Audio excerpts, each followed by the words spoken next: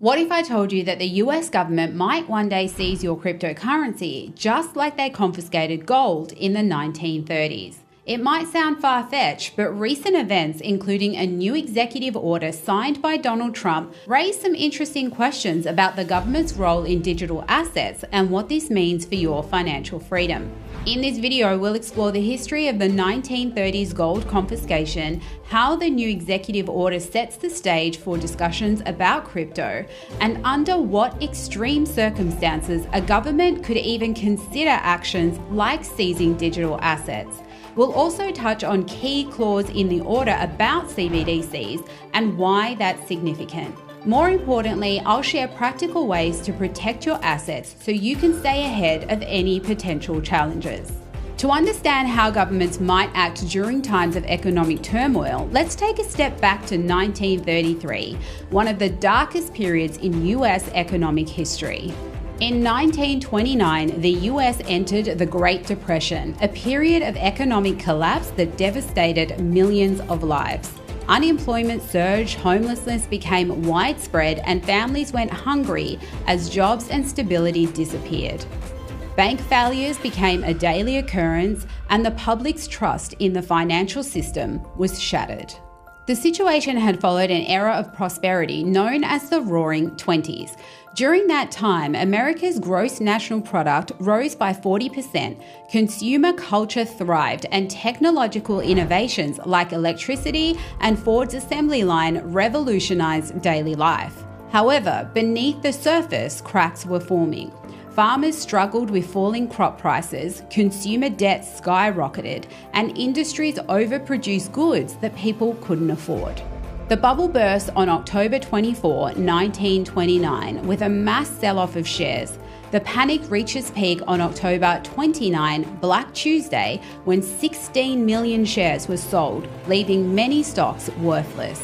This collapse rippled through the economy, causing factories to shut down, loans to default, and banks to fail. Adding to the crisis was the Dust Bowl, a severe drought across the Great Plains that destroyed crops and livestock, forcing farmers to abandon their land. Rural families migrated to cities in search of work, intensifying urban struggles. Now, at the time, the US dollar was backed by gold under the gold standard, meaning every dollar in circulation was tied to a specific amount of gold. As the economy collapsed, people lost trust in banks and began hoarding gold, further reducing the money supply. This hoarding created a vicious cycle. With less gold in circulation, the government was unable to issue more currency or combat deflation.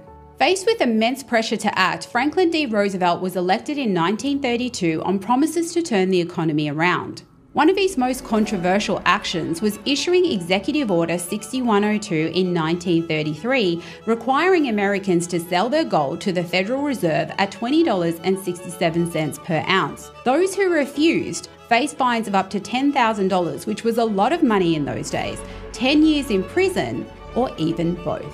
This move allowed the government to bolster its gold reserves and later devalue the dollar by raising the price of gold to $35 per ounce, which helped increase inflation and stimulate the economy. While it provided short-term relief, the order remains a controversial example of government power in times of crisis.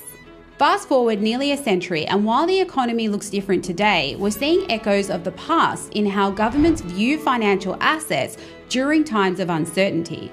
This time, the focus is on cryptocurrency. Recently, Donald Trump signed an executive order on cryptocurrency and digital assets. While the headline is about creating a framework for studying regulation, there's another significant detail tucked into this order: discussions about central bank digital currencies, or CBDCs. The order doesn't impose legally binding rules or ban CBDCs outright. Instead, it forms a working group to study the implications of these technologies and provide recommendations. This means no immediate changes to existing laws or regulations. The order instructs federal agencies to evaluate CBDCs, but prohibits them from creating or promoting one without broader approval.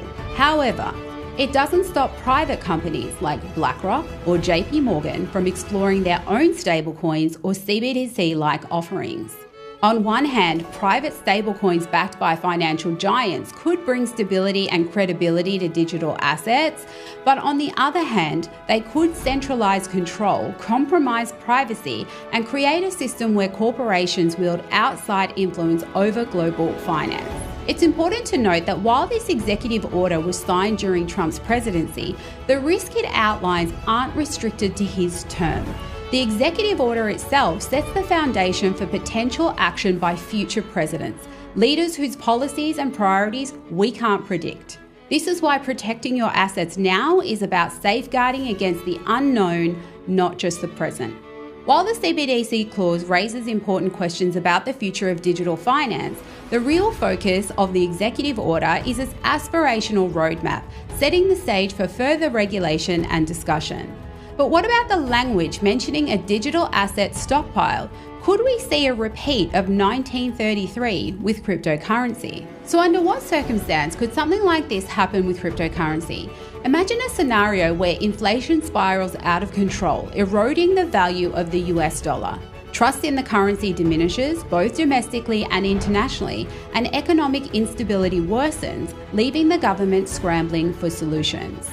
In such a scenario, the government might view cryptocurrency as a threat to monetary policy, similar to how gold hoarding was seen in 1933. The decentralized and borderless nature of crypto could be seen as exacerbating the crisis, encouraging capital flight and undermining efforts to stabilize the economy. Laws like the Trading with the Enemy Act or the International Emergency Economic Powers Act could allow the government to regulate or even seize digital assets during a national emergency. These laws grant broad authority to address perceived threats to national security or economic stability. Enforcing such measures would likely start with custodial exchanges, where the majority of people store their crypto. The government could freeze accounts or require exchanges to surrender assets. Additionally, they could mandate wallet disclosures and impose severe penalties for non-compliance, making it difficult for individuals to hide or transfer their assets. Now, it's worth emphasizing that this is a hypothetical scenario. The executive order only outlines policy goals and doesn't create new laws. But understanding the historical parallels can help us prepare for any eventuality. Now that we've explored the possibilities, let's focus on what you can do to protect your cryptocurrency and ensure your financial freedom remains in your hands. First and foremost, if you don't hold your private keys, you don't truly own your crypto. As the saying goes, not your keys, not your crypto. That's why self-custody is critical. Our cold storage wallet of choice is the Ellipal hardware wallet. Unlike other wallets, Ellipal is completely air-gapped, meaning it's physically isolated from all forms of network communication like Wi-Fi or Bluetooth.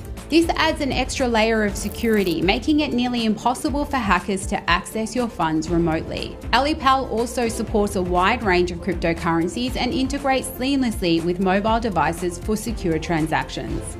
To make it convenient for you to order your Ellipal today, we've included a link in the description of this video. Other popular hardware wallets include Ledger and Trezor, both of which offer reliable security and multi-signature functionality for added protection.